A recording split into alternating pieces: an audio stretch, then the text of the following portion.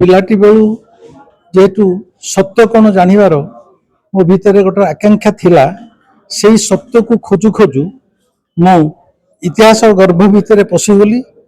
ଯାହା ମୋତେ ପାଠ ପଢ଼ି ଶିଖେଇ ଦିଆଯାଇଥିଲା ଯେ ଗାନ୍ଧୀ ମହାତ୍ମା ନେତାଜୀ ବିମାନ ଦୁର୍ଘଟଣାରେ ମରିଯାଇଛନ୍ତି, ଚୈତନ୍ୟ ଜଗନ୍ନାଥଙ୍କ ଭିତରେ ଲୀନ ହୋଇଯାଇଛନ୍ତି, ବା ମମତା ଶାହଜାହାନ ତାଜମହଲ ତିଆରି କରିଛନ୍ତି, ଏଗୁଡ଼ାକୁ ମୁଁ ନିଜେ ଯେତେବେଳେ ରିସର୍ଚ୍ଚ କଲି, ଯଦିଓ ମୁଁ ଗାନ୍ଧୀଙ୍କ ଉପରେ ଗବେଷଣା କରି ଡକ୍ଟରେଟ୍ ପାଇଛି, ତେବେ ମୁଁ ରିସର୍ଚ୍ଚ କରି ଜାଣିଲି ଗାନ୍ଧୀ ଆଦୌ ମହାତ୍ମା ନଥିଲେ।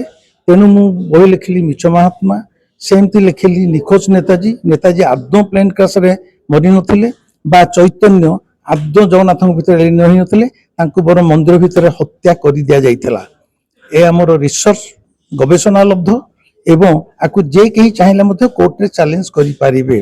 ଏବଂ ପରବର୍ତ୍ତୀ ସମୟରେ ମୁଁ ଯେତେବେଳେ ମୋର ବ୍ୟକ୍ତିଗତ ଜୀବନରେ ପ୍ରେମରେ ବିଫଳ ହେଲି, ପ୍ରେମିକା ମାନଙ୍କୁ ମୁଁ ହରେଇ ବସିଲି, ତାପରେ ସେଇ ଫ୍ରଷ୍ଟ୍ରେସନରେ କିଏ ମଦ ପିଏ, କିଏ ମଦ ପିଇ ଗଡ଼େ ଗଞ୍ଜେଇ ଖାଏ, ମୁଁ କିନ୍ତୁ ଜଗନ୍ନାଥଙ୍କ ପ୍ରେମରେ ପଡ଼ିଗଲି।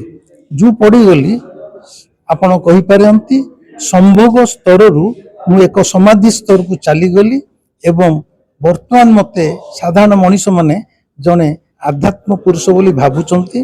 ଏବଂ ମୁଁ ମୋର 40 ବର୍ଷର ସାଧନା ଦ୍ୱାରା ଏବଂ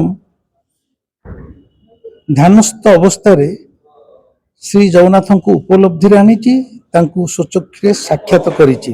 ଆଜି ମୋର ସମଗ୍ର ଜୀବନରେ ଯେଉଁ 70ଟି ବହି ଲେଖିଛି, ମୁଁ ଦେଖିଲି ଏଠି କେହି କାହା ପାଇଁ ଢୋଲ ବଜେଇବେ ନାହିଁ, ନିଜ ଢୋଲ ନିଜକୁ ବଜେଇବାକୁ ପଡ଼େ, କାରଣ ଏଠି ସମସ୍ତେ ପରସ୍ପର ଗୋଡ଼ ଟାଣନ୍ତି। ତେଣୁ ନିଜେ ଚେଷ୍ଟା କରି ମୋର 70 ଖଣ୍ଡ ପ୍ରକାଶିତ ବହିକୁ ଗୋଟେ ଗ୍ରନ୍ଥାବଳୀ ଭାବରେ 12 ଖଣ୍ଡ ଭଲ୍ୟୁମରେ ପ୍ରକାଶିତ କରିଦେଲି।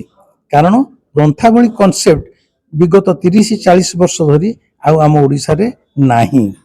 ଆଜି ତାରି ଉତ୍ସବ ଥିଲା। ମୁଁ ଅତ୍ୟନ୍ତ ଖୁସି, ମୋତେ ଭଲ ପାଉଥିବା ସମସ୍ତେ ଆଜି ଏଠାରେ ଆସିକି ରହିଥିଲେ।